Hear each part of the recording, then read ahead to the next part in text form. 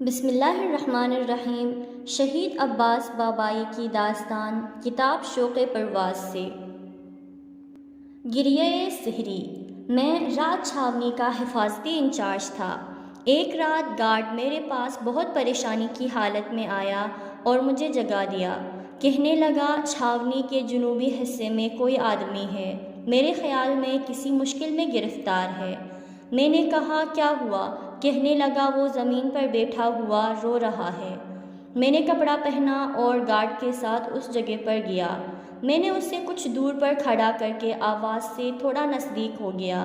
مجھے جانی پہچانی آواز لگ رہی تھی۔ قریب جا کر میں نے اسے پہچان لیا۔ چھاونی کے کمانڈر بریگیڈیئر بابائی تھے۔ صحرا کے اندر رات کے سناٹے میں وہ بارگاہ خدا بندی میں راز و نیاز کرنے میں مشغول اور اپنے اطراف سے بے خبر تھے۔ میں نے ان کی توجہ ہٹانا مناسب نہیں سمجھا، اس لیے واپس آیا اور اس گارڈ سے کہا، میں انہیں پہچانتا ہوں، ان سے کوئی مطلب نہ رکھو اور اس بات کو کسی سے نہیں بتانا۔ کرنل خلیل سراف۔ وہ آ گیا۔ ہم جنوب کی ایک چھاونی میں تھے کہ سپاہ پاسداران کے کمانڈر آقائے محسن رضائی کا بریگیڈیئر بابائی کے پاس فون آیا کہ نہر جاسم کے علاقے میں ایک فوجی آپریشن کے دوران ہمارے سپاہیوں کا محاصرہ کر لیا گیا ہے۔ آقائے رضائی نے ان سے کہا کہ وہ اس محاصرے کو بمباری کر کے ختم کر دیں۔ اس وقت فضا بہت خراب تھی اور کسی بھی پائلٹ کا ہوائی جہاز اڑا کر دشمن کے علاقے میں جانا اور صحیح سالم واپس آ جانا بہت مشکل تھا۔ ایسے حالات میں شہید بابائی کبھی دوسرے پائلٹ کی جان خطرے میں نہیں ڈالتے تھے۔ وہ خود تیار ہو گئے، اگرچہ ان کے ساتھی کسی بھی قیمت پر یہ نہیں چاہتے تھے کہ شہید بابائی ایسے حالت میں جائیں، اس لیے وہ خود ان کی جگہ جانے کے لیے تیار تھے، لیکن وہ نہیں رکے اور جہاز لے کر چل دیے۔ کرنل خلیل سراف۔ بیٹی رحمت ہے۔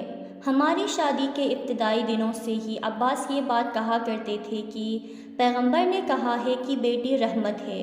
میری خدا سے یہ دعا ہے کہ میری پہلی اولاد بیٹی ہو۔ زیادہ تر وہ ڈیوٹی پر ہی رہتے تھے اور گھر بہت کم آتے تھے، لیکن جب انہیں خبر ملی کہ میں اسپتال میں ہوں تو وہ چھٹی لے کر گھر آئے۔ کمرے میں داخل ہونے کے بعد جیسے ہی ان کی نگاہ مجھ پر اور سلمیٰ پر پڑی، فوراً ہی آسمان کی طرف رخ کر کے اپنے ہاتھ اٹھا دیے اور کہا، خدایا تیرا شکر ہے کہ تو نے میری آرزو پوری کر دی۔ پھر مجھ سے بیٹھ کر باتیں کرنے لگے اور بتایا کہ کس طرح وہ یہاں تک پہنچے۔ باتیں کرتے وقت وہ خوشی سے پھولے نہیں سما رہے تھے۔ بات کرنے کے بعد وہ اٹھے اور 2 رکعت نماز شکر ادا کی۔ صدیقہ حکمت۔ عزاداروں کے درمیان پا برہنہ۔ عزاداروں کی آواز دور سے سنائی دے رہی تھی۔ عباس نے مجھ سے کہا کہ چلو جلوس کی طرف چلتے ہیں۔ ہم لوگ جلوس کی طرف چل پڑے۔ جیسے جیسے ہم لوگ جلوس کی جانب قدم بڑھا رہے تھے، عباس کا چہرہ روشنتر ہوتا جا رہا تھا۔ کچھ دیر میں نے دیکھا کہ عباس میرے بغل میں نہیں ہے۔ غور کیا تو دیکھا کہ وہ کنارے اپنا جوتا اتار رہا ہے۔ پھر مجھ سے کچھ بولے بغیر میرے پاس سے گزر کر عزاداروں کے درمیان چلا گیا۔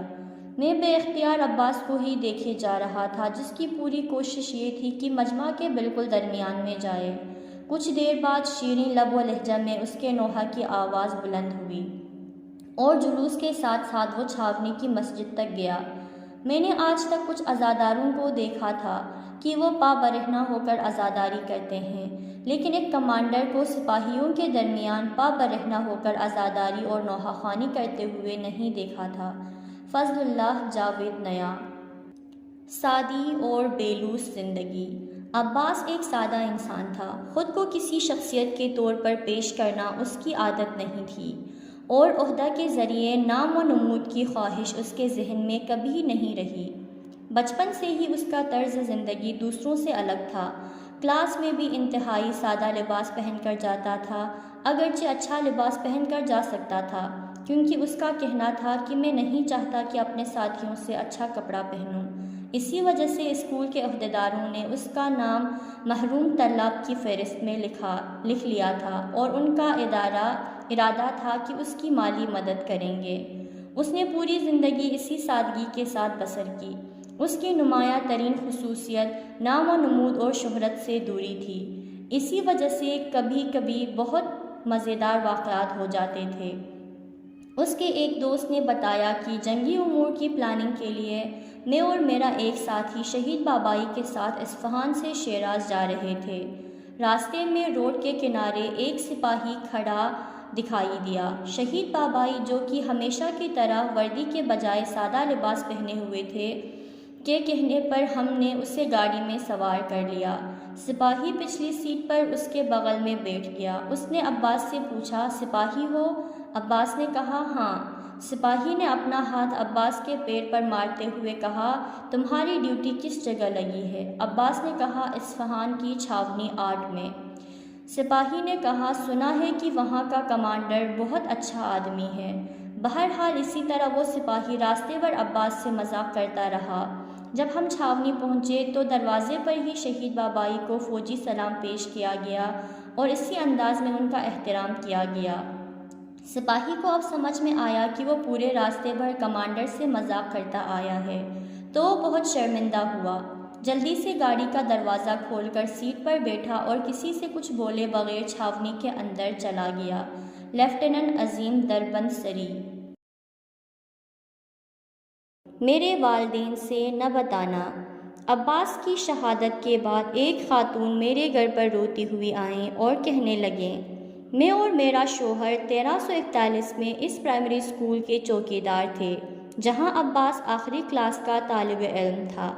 کچھ دنوں سے میرے شوہر کو کمر درد کی مشکل تھی اور میں اکیلے مدرسہ کی صفائی نہیں کر سکتی تھی۔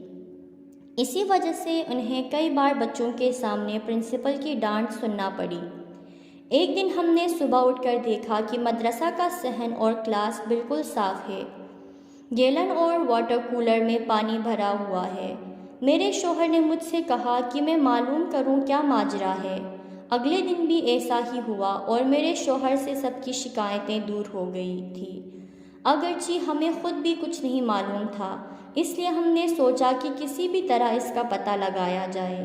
اگلی صبح جبکہ ابھی اندھیرا ہی تھا اور ہماری آنکھیں رات بھر جاگنے کی وجہ سے بند ہو رہی تھی، تبھی ہم نے دیکھا کہ ایک لڑکا اسکول کی دیوار سے کود کر اندر آیا اور صفائی کرنے لگا۔ ہم نے آگے بڑھ کر دیکھا تو صاف ستھرا لباس پہنے ہوئے اسکول کا ایک طالب علم تھا۔ جب اس نے ہم لوگوں کو دیکھا تو شرمندہ ہو کر سلام کیا۔ اس کا نام پوچھا، جواب ملا عباس بابائی۔ میری آنکھیں بھر آئی تھیں اور میں نے رندے ہوئے گلے کے ساتھ اس کا شکریہ ادا کیا اور اس سے کہا کہ آئندہ ایسا نہ کرے، کیونکہ اگر اس کے گھر والوں کو معلوم ہو گیا تو وہ ناراض ہوں گے۔ لیکن عباس نے جواب دیا، میں اگر آپ لوگوں کی مدد کروں گا تو خدا بھی تعلیم حاصل کرنے میں میری مدد کرے گا، اور اگر آپ لوگ میرے والدین سے نہیں بتائے گا تو انہیں کیسے معلوم ہو جائے گا؟ اب ہمارے پاس کہنے کے لیے کچھ بھی نہیں بچا تھا۔ اقدس بابائی تھرمس توڑ دیا تھا۔ ہمارے والد کی یہ آرزو تھی کہ عباس ڈاکٹر بنے۔ شاید اس کی وجہ یہ تھی کہ وہ خود ایک ڈسپنسری میں کمپاؤنڈر تھے۔ ایک سال گرمی کی چھٹیوں میں والد نے اسے ایک ڈسپنسری میں بٹھا دیا تاکہ دوا وغیرہ کے متعلق کچھ معلومات حاصل کر لے۔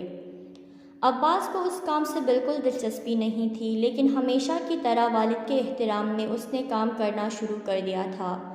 ایک عرصہ بیت گیا اور عباس پائلٹ کالج میں قبول ہونے کے بعد امریکہ چلا گیا اور وہاں پر ٹریننگ ختم کرنے کے بعد ایران لوٹا۔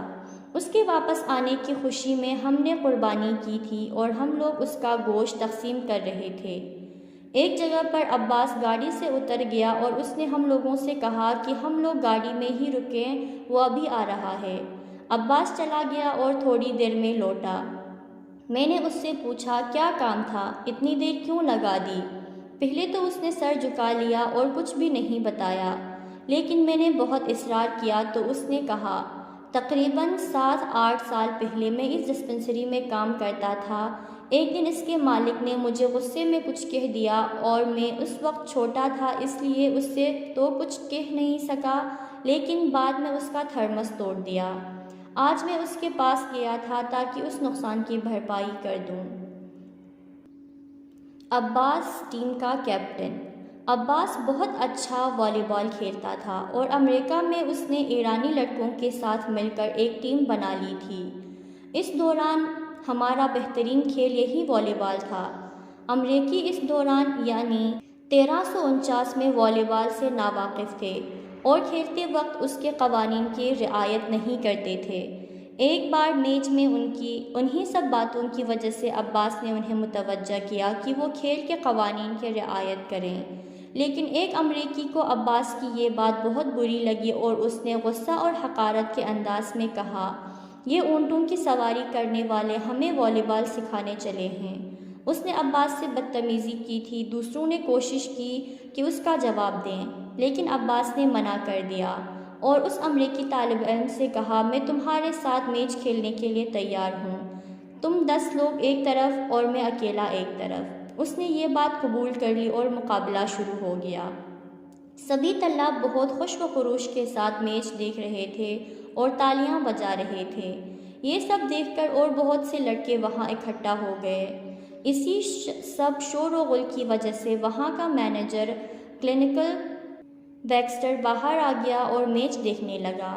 اس کی نگاہیں عباس پر جمی ہوئی تھیں۔ عباس بازی مارنے کے لیے کچھ دنوں کے بعد عباس کو یونیورسٹی کی والی بال ٹیم کا کیپٹن بنا دیا گیا۔ اسی وجہ سے مینیجر اس سے بہت مانتا تھا اور اسے بیٹا کہہ کر خطاب کرتا تھا۔ کرنل ابو طالبی